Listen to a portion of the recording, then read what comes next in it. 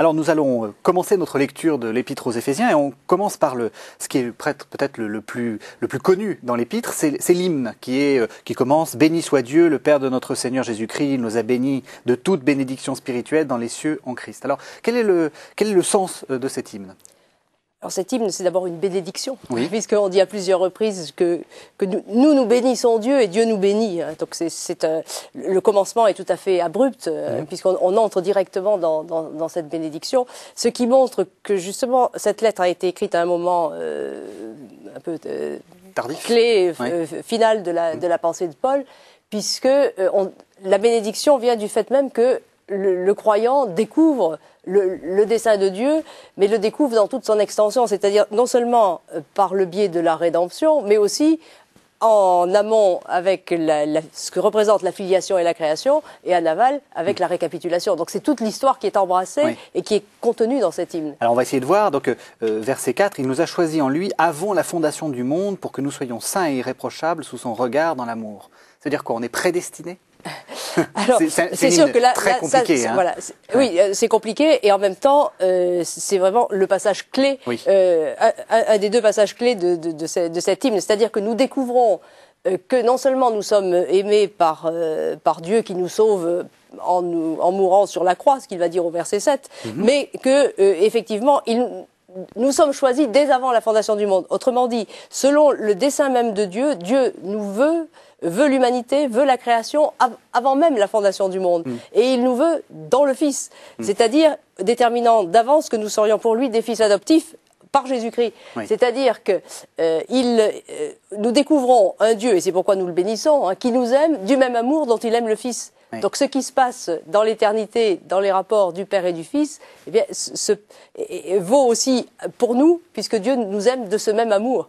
Et il nous veut dans cet amour. C'est extrêmement rassurant, c'est extrêmement beau de se dire que voilà, on a été voulu bien avant. Voilà, et on a été voulu dans l'amour surtout. C'est ça qui est extraordinaire. Et c'est pas une prédestination, parce que vous avez parlé de prédestination. C'est pas une prédestination au sens d'un choix discriminatoire. C'est-à-dire on en a choisi quelques-uns et pas tous. Dieu veut toute l'humanité. Il choisit toute l'humanité. Il veut l'homme tel qu'il est, saint et irréprochable, c'est-à-dire un homme qui soit en communion avec lui. Mais quel qu'il soit. Donc il n'y a ça pas nous donne une dignité énorme, extrême. Alors une dignité extrême, et comme vous dites aussi, ça ouvre à une espérance extrême, parce que du coup, ça veut dire que nous sommes aimés de cet amour dont le Père aime le Fils, donc c'est un amour extrêmement puissant, puisque c'est celui qui engendre le Fils. Et surtout, ça nous sort du cliché de la prédestination, dans lequel, malheureusement, on a pu être enfermés. Alors on suit, parce que c'est un peu, on va aller vite. Il nous a fait connaître le mystère de sa volonté, le dessein bienveillant qu'il a arrêté en lui-même.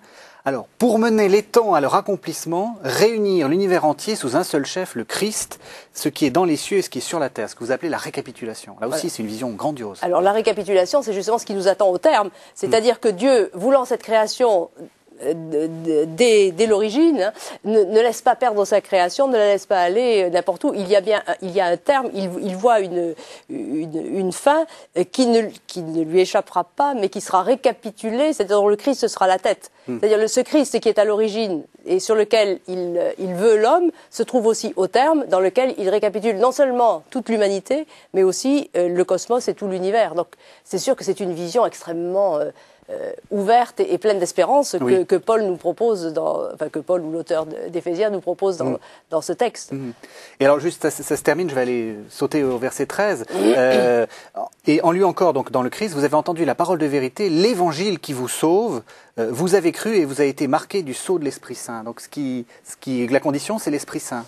Alors c'est l'Esprit Saint qui va faire cette œuvre, à la fois qui fait cette œuvre de révélation, qui nous permet de reconnaître et de bénir Dieu dans son dessein, et puis de le vivre dans l'histoire. La fin de la bénédiction de l'hymne traite précisément des deux modalités concrètes de la réalisation du dessein de Dieu dans l'histoire. C'est-à-dire qu'il y a le peuple élu et il y a les nations qui composent la totalité de l'humanité, et ce sont à la fois peuple élu et nation qui ensemble vont réaliser ce dessein de Dieu pour la louange de la gloire.